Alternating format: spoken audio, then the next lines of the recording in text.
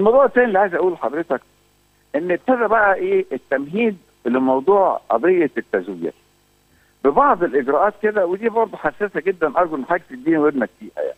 لا، ودني معاك، وكلمنا في الموضوع ده. الموضوع ده يجب ان يتم فتحه بشكل واضح. مش كده يعني، انا شايف المصلحه العامه. انا لست هادفا، بس عشان يبقى برضه كده تايتل كبير، عنوان كده يعني يحزم الموضوع كله. لست هادفا لاي شيء في الموضوع الا ان انا اثبت ان حصل تزوير في القضيه بتاعتي، واقسم بالله لست هادفا، ومش من المنطق ان انا اكون هادف في شيء، مش من المنطق ولا بالعقل ولا باي شيء، لكن ده حقي ومحدش ابدا هيجور على حقي مهما كانت الاسباب. وانا هقول لحضرتك حاجه، النهارده طلعوا في قصه يعني استملحوها في انه احمد شفيق استدعاء المشير طنطاوي والنائب عمر سليمان، وانا جيت باعتباري انا كنت يعني داخل الانتخابات بعد ما كنت شايب رئيس وزراء ودخلت الانتخابات، وقالوا لي ان احنا البلد هتولع وفي معركه، في ايه؟ خطه اسمها خطه فك العقرب ولا فك القرد ولا فك ايه مش عارف. الخطه دي بقى بتقول ان هتغتال سينا، وسينا اطلقوا عليها في الكود بتاع الخطه اسم العريس، والعريس جاهز، وفي 15,000 جندي، هتاخد بالك من كلامي. أيوة. 15,000 جندي موجودين في سيناء، مش جندي، 15,000 مقاتل يعني. موجودين في سيناء جاهزين لاغتيال موضوع سيناء ويعني فصلها وانهم يقوموا بيها. اما المعازيم مين بقى يا فندم؟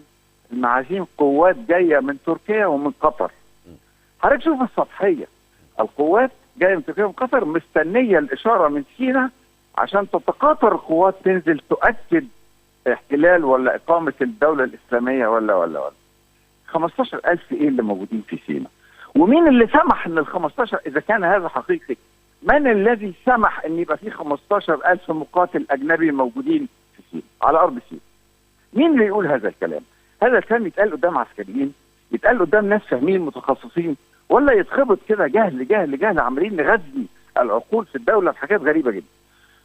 واذا فرضا ان في حد اخطا وتسبب في 15,000 جندي، 15,000 يعني حضرتك بتقول ان هم جم، انه الروايه كلها متفبركه، انه الفريق شفيق يعني يبص لمصلحه الوطن، انه لو شفيق كسب هذه القوات هتاخد سينا. أيوة. والبلد هتولع، ففريق شفيق انت كسبان بس ربنا معاك بقى عشان تضحي للوطن. ده المفهوم من القصه يعني.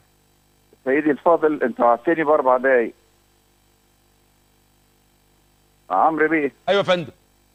انت وعدتني ب4 دقايق اتكلم فيه واكتر يا فندم للصبح. خلاص يا فندم. طيب، دخلوا 15,000 جندي واحنا مش دريانين.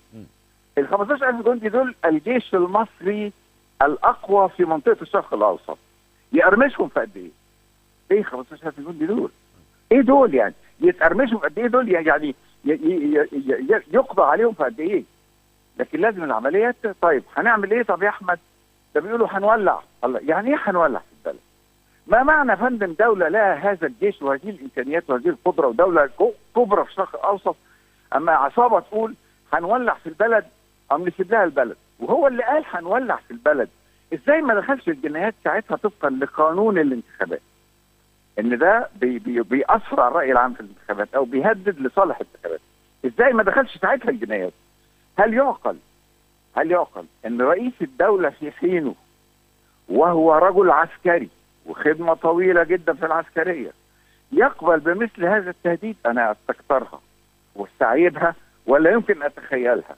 واذا قبل جدلا بهذا التهديد الذي لم يحدث والمؤتمرات التي سياده الفريق، بس عشان حضرتك بتكمل عشان الناس تفهم القصه اللي انت بتقولها دي حصلت، ولا انت بتقول ان في حد مفبركها؟ ما في. طب مفيش حاجه زي كده نهائي. مفيش حاجه عشان الناس تبقى فاهمه بس. لا مفيش حاجه. الحاجه الوحيده اللي حصلت ان اتكتب في الجورنال لو احمد شفيق كسب هتبقى العمليه دم. ايوه. طب ما العمليه بعد كده ما كسبوا وقعدوا. ده تصريح محمد البلتاجي الشهير في ميدان التحرير. طيب يا فندم، اقول لحضرتك بس النقطه اخيره كده. المهم يعني اللي عايز اقوله، حضرتك بس بتاخدني بس بره الموضوع. عمرو ثانيه واحده، انا فاضل لي نص دقيقه بس على مهلك.